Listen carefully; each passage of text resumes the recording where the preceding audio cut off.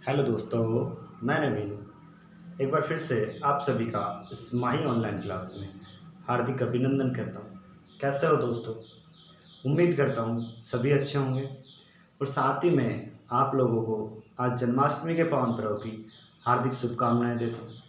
देखो दोस्तों, आज हम एक नया टॉपिक ट्रांसफार्मर को डिस्कस करेंगे।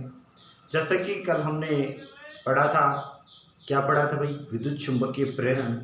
और मैंने कहा था इसका उपयोग आने वाले 2-3 लेक्चर में वेरी वेरी इंपॉर्टेंट होने वाला है। और आज हम एक टॉपिक, एक युक्ति पढ़ रहे हैं, ट्रांसफार्मर, और जो किस पे काम करेगी? विद्युत चुंबकीय प्रेरण पे काम करेगी। देखो दोस्तों, आज हम पढ़ने जा रहे हैं ट्रांसफार्मर।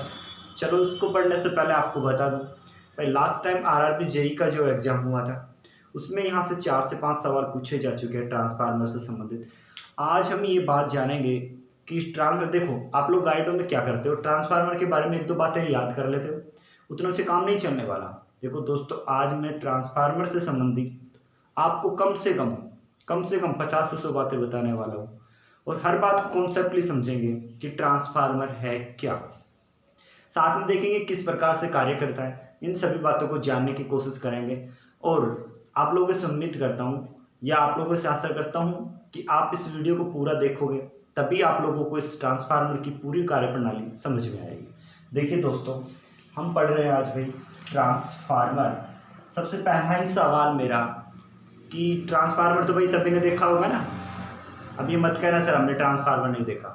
भाई ट्रांसफार्मर नहीं देखा होता ना तो ये जीवन बड़ा व्यापन करना बड़ा मुश्किल हो जाता, क्योंकि आज बहुत सी युक्तियाँ ऐसी हैं जिसमें ट्रांसफार्मर लगा होता है। उन युक्तियों में तो ही वो काम करती हैं भाई। एग्जाम्पल के रूप में आपके पास मोबाइल है, आप मोबाइल को यूज कर रहे हो, परंतु इस मोबाइल को चार्ज करते हो जिस चार्जर की सहायता से, उसमें भी क्या लगा होता है? ट्रांसफार्मर। मान लीजिए ट्रांसफार्मर नहीं होता तो आपका मोबाइल चार्ज हो पाता? नहीं हो पाता। इस ट्रांसफार्मर का आविष्कार नहीं होता तो बहुत से उपकरण ऐसे जिसका आज हम यूज नहीं कर पाते, एग्जाम्पल के रूप में मोबाइल भी एट प्रेजेंट की प्रोसेस के अकॉर्डिंग। तो देखिए, ट्रांसफार्मर एक ऐसी, जैसा कि मैंने कहा कि ट्रांसफार्मर सबने देखा होगा, अरे मोस्टली घरों के पास ही देखे होंगे आपने ट्रांसफार्मर। ट्रांसफार्मर क्या है इसको समझने की कोशिश करते हैं। देखिए दोस्तों, ट्रांसफार्मर एक ऐसी डिवाइस है, एक ऐसा उपकरण है जो कौन सी धारा पे काम करता है भाई? एसी धारा को बिना आवर्ती, किसको? बिना आवर्ती को बदले धारा को क्या करेगा? कम या ज्यादा। फिर से समझना, ट्रांसफार्मर एक ऐसा उपकरण है जो एसी धारा को बिना आवर्ती के बदले कम या क्या कर सकता है? ज्यादा। समझने की बात समझिएगा। ओवरऑल हम क्या कह रहे हैं, ट्रांसफार्मर क्या है? देखो, पिछली बार जो सवाल पूछे गए उन पे भी डिस्कस करेंगे कि ट्रांसफार्मर एक ऐसी युक्ति है, पहली बात, जो काम किस पे करती है भाई? एसी पे। विद्युत धारा के 2 टाइप बताए मैंने, एक एसी एक डीसी, एक अल्टरनेटिव करंट, एक डायरेक्ट करंट। डायरेक्ट करंट में ट्रांसफार्मर काम नहीं करता दोस्तों, याद रखिएगा। ट्रांसफार्मर कौन से धारा पे काम करता है? एसी पे। नंबर 1, सीधे सीधे सवाल बनेंगे भाई कि ट्रांसफार्मर कौन सी धारा पे काम करता है? एसी पे करता है। डीसी पे करता है क्या? नहीं करता। नंबर 2, ट्रांसफार्मर का काम क्या है भाई? ट्रांसफार्मर का काम है धारा व वोल्टेज को, धारा और वोल्टेज को क्या करना? कम या ज्यादा। धारा और वोल्टेज को क्या करना? कम या ज्यादा। जैसे कैसे कम या ज्यादा करता है उसको समझने की कोशिश कीजिएगा। मैंने आप लोगों को बताया था आपके घर में कौन सी धारा आती है? एसी। एसी के लिए मैंने वोल्टेज कितना बताया? एसी का 220 वोल्ट। और कितने एम्पियर आ रही होती है भाई दोस्तों? 5 एम्पियर।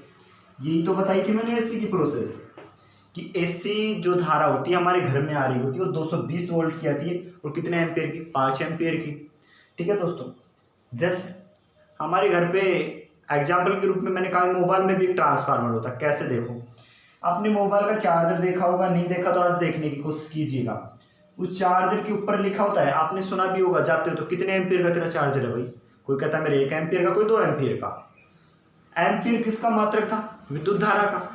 हमारे घर में कितनी एम्पियर धारा आ रही थी? 5। और मैक्सिमम आपने चार्जर 1 एम्पियर का सुना होगा, 2 एम्पियर का सुना होगा। इसका मतलब ये धारा 5 से 1 या 2 हुई है, मतलब क्या हुई है, धारा कम हुई है। इसका मतलब धारा को कम किया है। धारा का कम या ज़्यादा होना किसके माध्यम से होता है, ट्रांसफार्मर के माध्यम से। साथ में मैंने बोला कि धारा का कम या ज़्यादा कौन करेगा, ट्रांसफार्मर। ठीक है दोस्तों, नंबर 3 बात कर लेता हूँ उससे पहले, चार्जर को समझाने से पहले। नंबर 1 तो एसी पे काम करता है। नंबर 2 धारा और वोल्टेज को कम या ज़्यादा करता है। नंबर 3 शक्ति व आवर्ती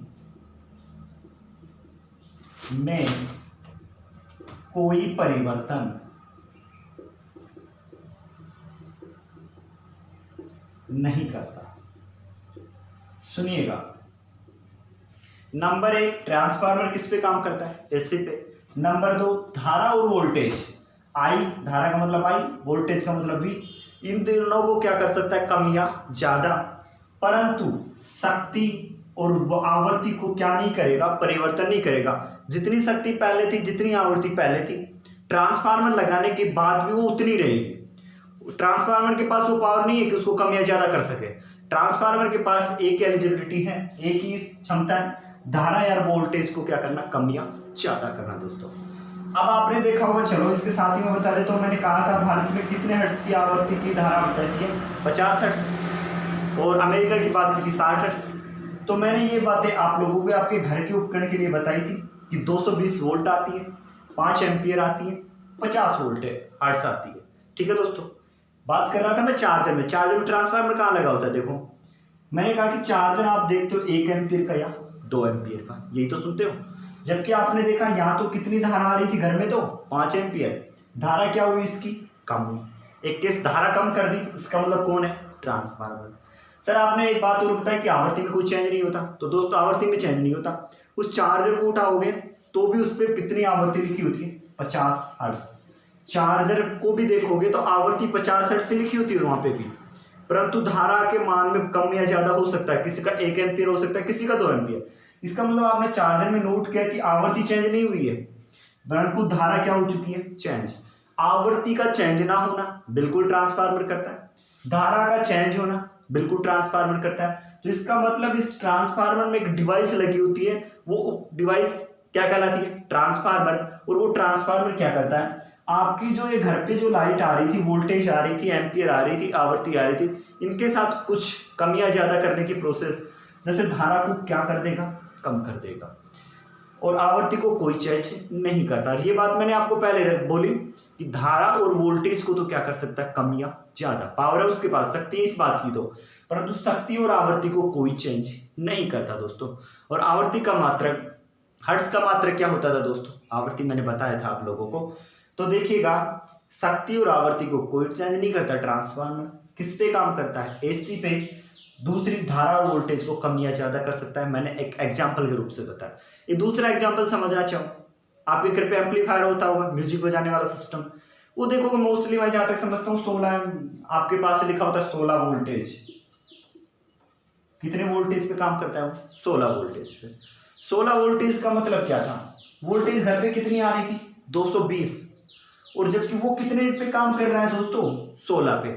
इसका मतलब 220 में हमने जो लाइट में लगाई उसको यदि सीधा 220 लगा देते तो ये डिवाइस कितने की क्षमता रखता है, 16 वोल्टेज, तो फूक जाता, फिर बजता नहीं तुम्हारा वो। इसका मतलब उस डिवाइस में भी कुछ ऐसे, उस एम्पलीफायर में भी कुछ ऐसा उपकरण लगा होता है जो पहले इस 220 वोल्टेज को कितने में कन्वर्ट करता है, 16 में। और मैंने कहा वोल्टेज को कम कर रहा है, इसका मतलब क्या है वो भाई, ट्रांसफार्मर। तो वोल्टेज को भी कम कर रहा है कौन है, ट्रांसफार्मर। तो एम्पलीफायर में आपने नोट डाउन किया कि वोल्टेज कम में या काम कर रहा है, कम नहीं कर रहा है, तो उसमें क्या लगा हुआ, ट्रांसफार्मर। तो समझ पाए ट्रांसफार्मर का कितना वेरी वेरी इंपॉर्टेंट रोल है हर। और एक बात और याद रखिएगा, हमने 3 बातें जानी कि ट्रांसफार्मर एसी धारा पे काम करता है। नंबर 2, धारा और वोल्टेज को क्या कर सकता है, कम या ज्यादा। नंबर 3, शक्ति और आवृत्ति में कोई परिवर्तन नहीं करता। नंबर 4 दोस्तों देखिएगा, नंबर 4 ये था कि भाई एसी धारा को दूरी तक, बहुत दूरी तक बोल सकते हो या अधिक दूरी बोल, ले जाने का कार्य करता है। देखो दोस्तों, मैंने कहा ये बातें आप लोग मेरे हिसाब से गाइडों में बहुत कम मिलती हैं आप लोगों को। एक ऑथोरेटिक बुक देखोगे, उसमें 5-10 बुक आप कलेक्ट करने के बाद ये निष्कर्ष निकलेगा कि इस ट्रांसफार्मर के बारे में और क्लू क्या है। मैं आप लोगों की इतनी मेहनत कर रहा हूँ, तो प्लीज़ आप लोगों को यदि हमारी बातें समझ में आ रही है तो प्लीज़ लाइक जरूर कर दीजिएगा। देखो नंबर 4 मैंने क्या कहा कि ट्रांसफार्मर एसी धारा को बहुत दूरी तक ले जाने का कार्य करता है। पहली बात मैंने एसी लिखा, ये क्यों? क्योंकि डीसी का तो कोई रोल ही नहीं है दोस्तों, डीसी पे तो ट्रांसफर काम ही नहीं करता। याद रखिएगा, डीसी धारा पे ट्रांसफर काम नहीं करता है। एसी धारा को एक स्थान से दूसरे स्थान पे ले जाने का काम, जैसे देखो आपने ट्रांसफार्मर अपने घर के पास लगा हुआ देखा होगा, ऐसा थोड़ी आपके घर के पास जो ट्रांसफर लगा वो आपके पूरे इलाके में एक ही ट्रांसफार्मर से काम चल रहा होगा, नहीं। वो हैवी, आप ये भी जान आ सकता है सर वो जितनी कैपेसिटी का उतने तो कनेक्शन करते, नहीं दोस्तों वो हैवी भी रख सकते थे, परंतु क्यों नहीं रखा वहाँ पे? उसको पता है यदि आप लेंथ बढ़ा दोगे, यहाँ पे ट्रांसफार्मर पूरे गांव की आपूर्ति करना चाहोगे तो लेंथ बढ़ेगी भाई। और याद कीजिए मैंने कहा था ओम के नियम से कि आर समानुपाती एल, यदि लेंथ बढ़ चुकी है तो प्रतिरोध क्या हो जाएगा? बढ़ जाएगा। और प्रतिरोध बढ़ गया तो धारा के मार्ग में क्या आएगी? रुकावट। और धारा के मार्ग में रुकावट आ गई तो इसका मतलब विद्युत की आपूर्ति नहीं हो पाएगी। इसलिए क्या करते हैं हम, एक ही ट्रांसफार्मर से बहुत कनेक्शन नहीं करते, बीच बीच में फिर क्या लगा देते हैं? ट्रांसफार्मर, ताकि इसकी आवर्त शक्ति को कोई तरीके से परिवर्तन नहीं हो और ये फिर से कनेक्ट हो जाता है, यहाँ से फिर से यहाँ पे चला जाता है। मैंने एक बात बताई आप लोगों को, एक ही ट्रांसफार्मर से बहुत से कनेक्शन क्यों नहीं किए जाते बहुत दूरी के? क्योंकि लेंथ बढ़ेगी, प्रतिरोध बढ़ेगा, प्रतिरोध बढ़ेगा, धारा के मार्ग में क्या आएगी? रुकावट, रुकावट आएगी तो विद्युत की आपूर्ति नहीं हो पाएगी। तो बताइए, इस एसी धारा को एक स्थान से दूसरे स्थान पर ले जाने का काम बहुत दूरी तक बीच बीच में क्या लगा दिए जाते हैं? ट्रांसफार्मर। तो एसी धारा को एक स्थान से दूसरे स्थान पर ले जाने का काम भी कौन करता है? ट्रांसफार्मर। समझ में आई दोस्तों? नंबर 5, ये जो ट्रांसफार्मर होता है ना दोस्तों, ये किस में लगा होता है? ट्रांसफार्मर डीसी डिवाइस पे लगा होता है। ट्रांसफार्मर कौन से उपकरण पे लगा होता है? डीसी। जैसे आपका चार्जर एक डीसी डिवाइस है, वो उसमें क्या लगा होता है? ट्रांसफार्मर, जो एसी के माध्यम से कनेक्ट कर रहा होता है फिर से उसको। एम्पलीफायर भी एक डीसी डिवाइस है। तो याद रखिएगा ट्रांसफार्मर कौन से उपकरणों में लगाया जाता है? डीसी उपकरणों में। Number 5 very very important, number 6 very very important, जो लास्ट टाइम आरआरबी जे में पूछा जा चुका है। ट्रांसफार्मर एक कैसी युक्ति होती है? ट्रांसफार्मर एक कैसी डिवाइस होती है? दोस्तों याद रखिएगा, ट्रांसफार्मर एक स्थिर यंत्र होता है। कैसा यंत्र होता है? स्थिर यंत्र, स्टैटिक डिवाइस होती है। कैसी डिवाइस होती है? स्टैटिक डिवाइस, स्थिर यंत्र है। जैसा मैं ऑफलाइन क्लासों में पढ़ा रहा था, तो मैं जब यूं ये बात लिखता हूँ ट्रांसफार्मर एक स्थिर यंत्र है, पीछे से सवाल आता है या पीछे से बच्चे सवाल करें सर स्थिर का मतलब क्या हुआ? एक जगह फिक्स है, इसका मतलब वो स्थिर है? नहीं दोस्तों, इसका मतलब क्या था समझिएगा। स्थिर का मतलब एक ऐसी डिवाइस है, इसमें जो भी उपकरण होते हैं वो फिक्स होते हैं। इसके अंदर कोई भी उपकरण मूवेबल नहीं होता, कोई भी घूम नहीं रहा होता, फिक्स होते हैं सब पार्ट्स अपने आप में। ये कैसा है उपकरण कहलाता है? स्थिर यंत्र। जैसे मोटर की बात करूं, मोटर में आपने देखा होगा कि मोटर में एक कोयल घूम रही होती है चुंबक के बीच में, तो क्या वो स्थिर यंत्र हुआ? नहीं, उसमें कोई ना कोई चीज क्या कर रही है? घूम रही है, इसलिए उसको स्थिर यंत्र की श्रेणी में नहीं ले सकते। जबकि ट्रांसफार्मर का स्ट्रक्चर देखोगे दोस्तों, कभी कभी खराब हुआ ट्रांसफर, यदि कभी जाना हुआ विद्युत लाइन डिपार्टमेंट में, तो देखना ट्रांसफार्मर में ऐसी कोई डिवाइस नहीं होती जो कभी मूव कर रही हो, किसी के बीच में घूम रही हो। ट्रांसफार्मर में सभी उपकरण क्या होते हैं? एक जगह स्थिर होते हैं। इसलिए ट्रांसफार्मर एक ऐसा यंत्र है, स्थिर यंत्र। दोस्तों ये 6 टॉपिक बताए मैंने, 6 के 6 टॉपिक, हर टॉपिक में एक सवाल है पूछा जा सकता है। ट्रांसफार्मर कौन सी धारा पे काम करता है? तो याद रखिएगा एसी पे। पूछा जा सकता है ट्रांसफार्मर एक कैसा उपकरण है? एक स्थिर यंत्र, स्टैटिक डिवाइस है। पूछा जा सकता है कि ट्रांसफार्मर शक्ति और आवृत्ति को बदलता है, कम करता है, ज्यादा करता है? याद रखिएगा शक्ति और आवृत्ति को ट्रांसफार्मर नहीं बदलता। ट्रांसफार्मर किसको कम या ज्यादा करने की हिम्मत रखता है या किसको पावर रखता है? अपने पास क्या क्षमता रखता है? ट्रांसफार्मर के पास इतनी क्षमता है, वो धारा और वोल्टेज ए और वी को क्या कर सकता है? कम या ज्यादा कर सकता है। देखेंगे हम वी को भी बढ़ाना कम करना, वो भी देखेंगे दोस्तों। पर मैंने इसका एग्जाम्पल भी बताया आपको मोबाइल के चार्जर के माध्यम से। वहां पे हमने 2 एम्पीयर देखा, इसका मतलब धारा के मान को क्या कर रहा है? कम। धारा का मान कम कर रहा है तो क्या है? ट्रांसफार्मर है। नंबर 4 हमने देखा कि एसी धारा को एक स्थान से दूसरे स्थान पर लेके जाना है, तो क्या जरूरी है दोस्तों? Transformer. Transformer very very important है इसी धारा को एक स्थान से दूसरे स्थान तक ले जाने के लिए। साथ ही में हमने पढ़ा ट्रांसफार्मर कौन से डिवाइस में लगा होता है, डीसी उपकरण में लगा होता है, याद रखिएगा। और ट्रांसफार्मर एक कैसा यंत्र है, स्थिर यंत्र है। ये बातें आप लोगों को समझ में आई होंगी दोस्तों, उम्मीद करता हूँ। साथ में अब आगे बढ़ने की कोशिश कर रहे हैं। हमने अब तक यही छोटी सी बातें जानी थी, यहीं से 3-4 सवाल आ चुके थे पिछली बार RRB। ट्रांसफार्मर एक कैसा यंत्र है, ट्रांसफार्मर का काम क्या है, ये सवाल ऐसे आ सकता है। ट्रांसफार्मर विद्युत धारा को, नीचे ऑप्शन में आ सकता है, कम कर सकता है, ज़्यादा कर सकता है, नंबर 3 में आ सकता है, फर्स्ट सेकंड दोनों, नंबर 4 में, इनमें से कोई नहीं। तो ट्रांसफार्मर धारा और वोल्टेज दोनों को कम या क्या कर सकता है, ज़्यादा। आवृत्ति और शक्ति के साथ कोई परिवर्तन नहीं करेगा दोस्तों। अब पढ़ते हम लोग थोड़ा सा आगे, ट्रांसफार्मर किस तरीके से काम कर रहा था। देखो दोस्तों, हम बात कर रहे थे ट्रांसफार्मर किस तरीके से वोल्टेज को कम या ज़्यादा कर रहा होता है। और नेक्स्ट एक बात वेरी वेरी इंपॉर्टेंट, ट्रांसफार्मर, ये बहुत बार सवाल पूछा जा चुका है, ट्रांसफार्मर अन्योन्य प्रेरण पर कार्य करता है। किस पे काम करता है दोस्तों, अन्योन्य प्रेरण। अब समझते हैं ये अन्योन्य प्रेरण क्या होता है दोस्तों। देखो दोस्तों, इस अन्योन्य प्रेरण को समझने के लिए हम एक डायग्राम की सहायता लेते हैं। मान लीजिए आपके ट्रांसफार्मर में कुछ ऐसा होता है, ट्रांसफार्मर का स्ट्रक्चर बना रहा हूं आपके पास, ये मान लीजिए अन्योन्य। आज तक आपने पढ़ा होगा अन्योन्य। अन्योन्य का मतलब क्या होता है वो समझेंगे हम लोग।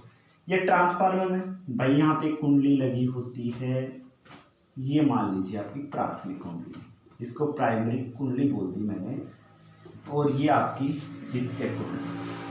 तो स्ट्रक्चर मैंने किसकी बनाई है भाई, ट्रांसफार्मर। एक मैंने आपके प्राथमिक कुंडली, एक द्वितीय कुंडली। मान लीजिए आपने यहां से इनपुट दी, कोई भी धारा जोड़ी ट्रांसफार्मर से, इनपुट जो ही धारा दी आप लोगों ने, आपने कल पढ़ा था विद्युत चुंबकीय प्रेरण, विद्युत से चुंबक, चुंबक से क्या बनना, विद्युत बनना। तो जो ही ये जो क्रोड होती है सिलिकॉन की, मान लीजिए किसकी होती है भाई, सिलिकॉन की, सिलिकॉन स्टील की होती है। ये ट्रांसफार्मर की स्ट्रक्चर बनाई मैंने आपके सामने। इस साइड मैंने प्राथमिक कुंडली, इस साइड द्वितीय कुंडली बनाई। मैंने इस साइड विद्युत, जैसे ही मान लीजिए आपके मोबाइल का चार्जर ही था, जो ही आपने यहाँ पे एसी दी, कोई भी धारा लगाई, एसी धारा लगाई इस ट्रांसफार्मर में, जो ही धारा लगाई तो इस धारा कुंडली की वजह से यहाँ पे आगे विद्युत से क्या बनेगी, चुंबक। तो चुंबकीय किरणें क्या होंगी, निकलना स्टार्ट होंगी। तो याद कीजिए दोस्तों, एक प्रोसेस हो चुकी है, विद्युत से क्या बन चुकी है, चुंबक। विद्युत से क्या बन चुकी है, चुंबक। और याद कीजिए, विद्युत से चुंबक, चुंबक से विद्युत बनना प्रेरण तो कहला रहा था, विद्युत चुंबकीय प्रेरण बोला था मैंने, याद कीजिए। तो क्या हो चुका है, एक प्रेरण हो चुका है। विद्युत से क्या बन चुकी है, चुंबक। अब ये चुंबकीय बल रेखा है, कल फैराडे के नियम से देखा था, जो ही इस कुंडली को काटेंगी तो फिर से क्या उत्पन्न हो जाएगी, धारा। तो अब आगे क्या होगी, इस चुंबक की वजह से इसमें क्या उत्पन्न हो जाएगी भाई, धारा, और हमें आउटपुट मिलेगी धारा के रूप में।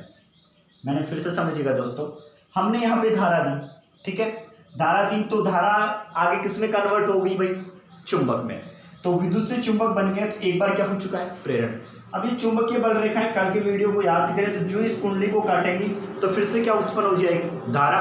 तो इसका मतलब फिर से चुंबक से क्या बन जाएगी, विद्युत, या धारा बोल सकते हैं, विद्युत धारा बन जाएगी।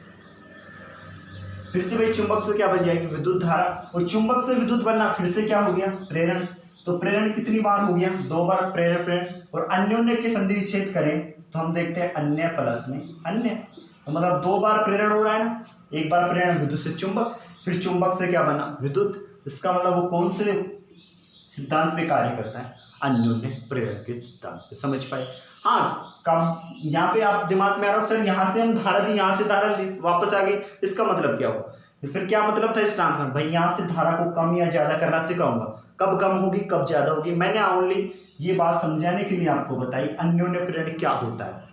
हमने ट्रांसफार्मर में इनपुट दी, धारा दी, ये धारा आगे जाके चुंबकीय किरणें निकाली, इसका मतलब विद्युत से क्या बन चुकी है, चुंबक। एक बार क्या हो चुका है, प्रेरण। ये चुंबकीय बल रेखा जैसे इस कुंडली को काटेंगी फिर से क्या उत्पन्न हो जाएगी, विद्युत धारा। तो फिर चुंबक से क्या बन गई, विद्युत। तो फिर से क्या हो चुका है, प्रेरण। तो 2 बार प्रेरण हो गया। और अन्योन्य का मतलब अन्य प्लस अन्य, 2 बार। दो बार प्रेरण हो गया तो इसको नाम क्या बोल सकते हैं, अन्योन्य प्रेरण। तो कौन से सिद्धांत पे काम करेगा, अन्योन्य प्रेरण। तो याद हुआ इस अन्योन्य प्रेरण का मतलब क्या हुआ, अब रटने की जरूरत है क्या दोस्तों, नहीं। अब मैंने इस वर्ड को अच्छे से एक्सप्लेन कर दिया आपके सामने कि अन्योन्य प्रेरण क्या होता है। अब समझते हैं ट्रांसफार्मर के प्रकार। तो दोस्तों ट्रांसफार्मर के दो प्रकार होते हैं। ट्रांसफार्मर के कितने प्रकार होते हैं दोस्तों, दो प्रकार, एक उच्चाई एक अपचाई। ट्रांसफार्मर दो प्रकार के होते हैं दोस्तों, एक उच्चाई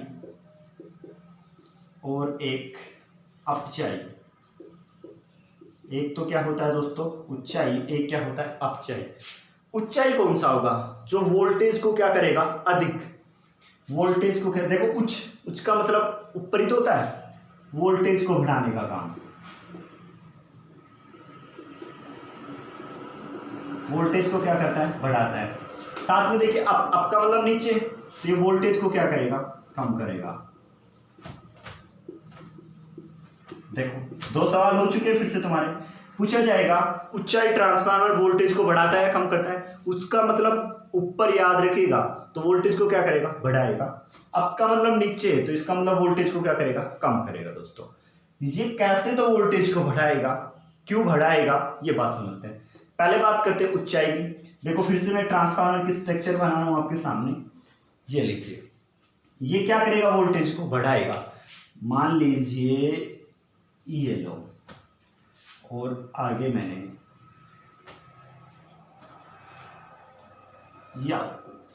220 वोल्ट दिए, कितने वोल्ट दिए, 220। और आगे वो पक्का है, ये ट्रांसफार्मर कौन सा है, उच्चाई, कौन सा है, उच्चाई। उच्चाई है तो 220 से क्या देगा, ज्यादा देगा, 100% देगा।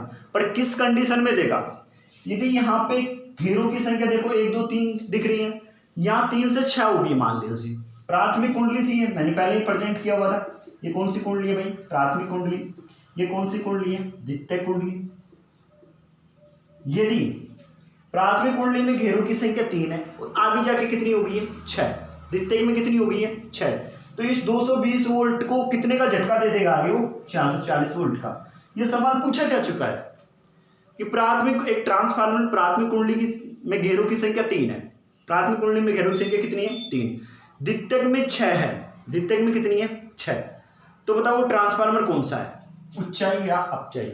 याद रखिएगा द्वितीय में आउटपुट वाले में यदि अधिक है घेरों की संख्या, तो भाई वो वोल्टेज अधिक देगा, और वोल्टेज अधिक देगा तो कौन सा ट्रांसफार्मर है, उच्चाई ट्रांसफार्मर। तो यदि प्राथमिक कुंडली में इसमें घेरों की वोल्टेज बढ़ाता है उच्चाई, तो याद कीजिए, क्लू दीजिए मुझे कि इसमें कौन सी कुंडली में घेरों की संख्या अधिक होती है, द्वितीय कुंडली में। इसमें द्वितीय कुंडली में घेरों की संख्या, कुंडली में घेरों की संख्या क्या होती है, अधिक। दोस्तों ये भी सवाल पूछा जा चुका है कि उच्चाई ट्रांसफार्मर में कौन सी कुंडली में घेरों की संख्या अधिक होती है, तो किसमें होता है, द्वितीय कुंडली में। न्यूमेरिकल बेस्ड सवाल बड़े आसान से, कॉन्सेप्ट पढ़ रखा है तो बहुत आसानी से दे सकते हो। जैसे मान लीजिए कि एक प्राथमिक कुंडली में घेरों की संख्या 3 है एग्जाम्पल के रूप में, और हम 220 वोल्टेज पे काम कर रही हो। एक डिवाइस है, उसको 220 वोल्टेज दे रहे हैं, कितना वोल्टेज दे रहे हैं, 220। और उसकी प्राथमिक कुंडली घेरों की संख्या 3 बताई हुई है, द्वितीयक में 6, उसका दुगना कर दिया द्वितीयक में। तो याद कीजिए 3 थी, 3 220 पे लगी हुई थी, और आगे 6, तो वो कितना करके देंगे, दुगना। 220 के झटके को कितने में बदल देंगे, 440 में। समझ पाए हो आप लोग कि आप लोगों को याद रखना है ऊंचाई है तो मतलब द्वितीय कुंडली में घेरों की संख्या क्या रहेगी, अधिक, तभी तो वोल्टेज अधिक देगा दोस्तों। और ये इसके अपोजिट है, अपचाई। इसमें क्या होता है, प्राथमिक कुंडली में घेरों की संख्या क्या रहेगी, अधिक। देखो वोल्टेज कम करके दे रहा है, तो यहाँ इसका मतलब द्वितीय में घेरों की संख्या क्या रहने वाली है, कम रहने वाली है दोस्तों। इस बार वोल्टेज कम हो रहा है, इसका मतलब आगे द्वितीयक में घेरों की संख्या क्या रहेगी, कम। द्वितीयक में घेरों की संख्या कम, तो प्राथमिक में क्या रहेगी, ज्यादा। तो यहाँ कह सकते हो प्राथमिक कुंडली में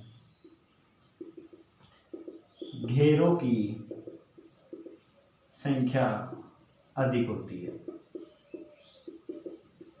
अच्छा यहां से फिर से सवाल कर सकता हूं मैं तुमसे, एक मान लीजिए एक अपचाई ट्रांसफार्मर में उसको 220 वोल्ट दिया जा रहा है, कितना इनपुट दिया जा रहा है, 220।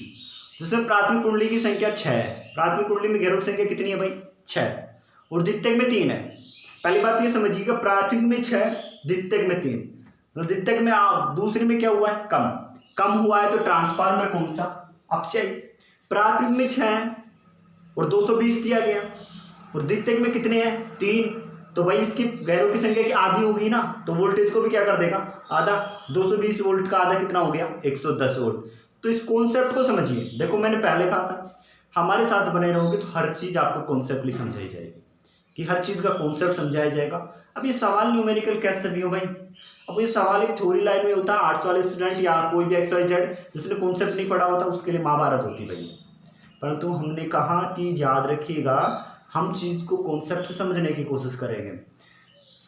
ऊंचाई मतलब वोल्टेज क्या करेगा, अधिक। वोल्टेज अधिक करेगा मतलब आउटपुट सेकंड से मिलता है ना, तो सेकंड कुंडली में घेरों की संख्या क्या रहेगी, अधिक। अपचयी मतलब वोल्टेज क्या करेगा, कम करेगा, तो प्राथमिक में तो अधिक रहेगी, द्वितीयक में क्या रहेगी, कम रहेगी। और एग्जाम्पल के रूप में मैंने समझाया आप लोगों को। तो हमने ट्रांसफार्मर के 2 रूप देखे, एक ऊंचाई एक अपचयी। सीधे सीधे सवाल पूछे जाएंगे कि ऊंचाई ट्रांसफार्मर वोल्टेज को कम करता है ज्यादा करता है।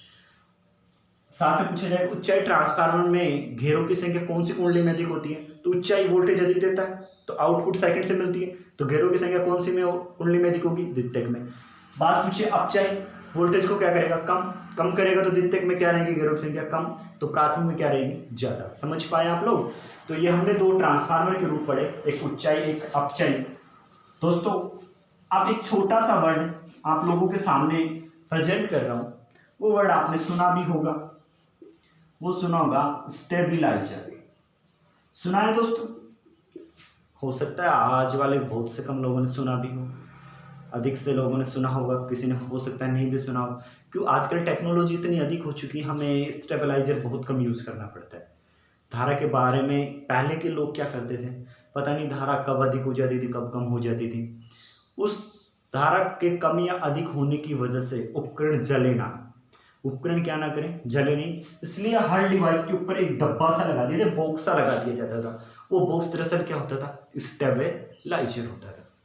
और आज भी बड़ी बड़ी कंपनियों में भैया हैवी मशीनें होती है, बहुत महंगी होती है, तो वो उपकरण यदि विद्युत धारा गलती से कम या ज़्यादा, वोल्टेज ज़्यादा कम हो जाए, आप कभी सुना होगा विद्युत धारा शॉर्ट हो गई है, आपस में कोई तार भिड़ चुके हैं, तो ऐसा होने पे हमें पता है हमारी डिवाइस आगे की खराब हो जाती है। तो स्टेबलाइजर क्या करता है, उस चीज़ से हमारी जो उपकरण की क्षतिपूर्ति है उसको होने से बचाता है। तो सवाल ये पूछा जा चुका है, एसएससी में पूछा जा चुका है कि स्टेबलाइजर में कौन सा ट्रांसफार्मर होता है। क्या पूछा जा चुका है, स्टेबलाइजर में कौन सा ट्रांसफार्मर होता है। पहले तो याद कीजिए कि यदि आप लोगों को प्रैक्टिकली समझाने की कोशिश करूं, आपकी यदि कोई बुजुर्ग व्यक्ति हैं, उन्होंने कभी स्टेबलाइजर यूज किया हो, तो उनको पूछना कि कभी उपकरण नहीं चलता था, वोल्टेज अधिक आ जाता, तो कभी उस स्विच को कभी शोर करते थे कभी शोर करते थे, मतलब उस स्विच से वो अधिक आती थी तो कम भी कर सकते थे, कम आती थी तो अधिक भी कर सकते थे। वोल्टेज कम आ रहे थे तो अधिक कर लेते थे, और अधिक आ रहे थे तो कम कर लेते थे। और हमने पढ़ा वोल्टेज को बढ़ाएंगे तो वो बढ़ा भी सकते थे, इसका मतलब उस समय वो कौन से ट्रांसफार्मर की बात थी उसको काम करवा रहे हैं, ऊंचाई। वोल्टेज को कम भी करवा सकते थे, इसका मतलब उस समय कौन से ट्रांसफार्मर की बात ही काम कर रहे हैं, अपचयी। तो याद रखिएगा कि स्टेबलाइजर में दोनों ही ट्रांसफार्मर होते हैं, एक तो ऊंचाई भी होता है दोस्तों, और कौन सा होता है, अपचयी भी होता है। स्टेबलाइजर में ऊंचाई अपचयी दोनों ट्रांसफार्मर होते हैं, मैंने समझाया, क्योंकि हमें पता है स्टेबलाइजर का काम यही है, वोल्टेज कम है तो अधिक करना, अधिक है तो कम करना, और वोल्टेज को बढ़ाएगा तो किसकी भांति काम कर जाएगा, ऊंचाई की। वोल्टेज को कम करेगा तो किसकी भांति काम कर जाएगा, अपचयी की। इसलिए स्टेबलाइजर में दोनों होते हैं, ऊंचाई और अपचयी। क्या दोस्तों समझ पाए आप लोग? दोस्तों उम्मीद करता हूँ समझ पाए होंगे। एक छोटा सा री करता हूँ, समझिएगा, 1 मिनट 5 मिनट के लिए ध्यान लगाइए। ट्रांसफार्मर के बारे में बताया, एसी पे काम करता है, डीसी पे काम नहीं करता। ट्रांसफार्मर एक स्थिर यंत्र, स्टैटिक डिवाइस है। स्थिर यंत्र का तात्पर्य ये था कि उसमें कोई भी ऐसा उपकरण नहीं होता जो मूवेबल हो, सब अपने आप में फिक्स होता है। साथ में बताया transformer very very important, transformer धारा और वोल्टेज को कम या क्या कर सकता है, अधिक कर सकता है। आवृत्ति और शक्ति को कोई परिवर्तित नहीं करता। ट्रांसफार्मर की सहायता से हम लोग एसी धारा को एक स्थान से दूसरे स्थान तक भेज सकते हैं। साथ में ट्रांसफार्मर कौन से डिवाइसों में लगा होता है, डीसी डिवाइसों में लगा होता है। साथ में हमने पढ़ा ट्रांसफार्मर कौन से सिद्धांत पे काम करता है? अन्योन्य प्रेरण। अन्योन्य प्रेरण का मैंने अच्छे से एक्सप्लेन किया। अन्योन्य को संधि विच्छेद करेंगे, अन्य प्लस अन्य, मतलब 2 बार क्या होगा? प्रेरण, अन्योन्य प्रेरण का मतलब। और हमने देखा ट्रांसफार्मर पहले विद्युत से क्या बन रही थी? चुंबक, तो प्रेरण हो गया, फिर चुंबक से वापस क्या बन रही थी? विद्युत, फिर प्रेरण हो गया था। इसलिए वो कौन से सिद्धांत पे काम कर रहा था? अन्योन्य प्रेरण पे। नेक्स्ट बात हमने पढ़ी कि ट्रांसफार्मर 2 प्रकार से होते हैं, एक उच्चाई, एक अपचाई। उच्चाई का मतलब वोल्टेज को क्या करेगा? अधिक। वोल्टेज अधिक कर रहा है, आउटपुट सेकंड से तो मिलता है, तो वोल्टेज अधिक कर रहा है तो सेकंड कुंडली में घेरों की संख्या क्या रहेगी? अधिक। अपचाई वोल्टेज को क्या करता है? कम। कम कर रहा है तो द्वितीय से मिलते हैं आउटपुट, तो कम कर रहा है तो द्वितीय में घेरों की संख्या कम, तो प्राथमिक में क्या रहेगी? अधिक। फिर हमने पढ़ा स्टेबलाइजर। स्टेबलाइजर ऐसी युक्ति होती है जो वोल्टेज को कम या ज़्यादा करने का काम करती है। और वोल्टेज को कम या ज़्यादा करने का काम, इसका मतलब एक बार तो कम कर रहा है तो अपचाई, अधिक कर रहा है तो उच्चाई। इसका मतलब उसमें दोनों ही ट्रांसफार्मर लगे होते हैं, उच्चाई और अपचाई। दोस्तों उम्मीद करता हूँ समझ में आया होगा। दोस्तों यदि आप लोगों को ये हमारा द्वारा बताई गई बातें समझ में आ रही तो प्लीज़ वीडियो को ज़रूर लाइक कर दीजिएगा। Thank you.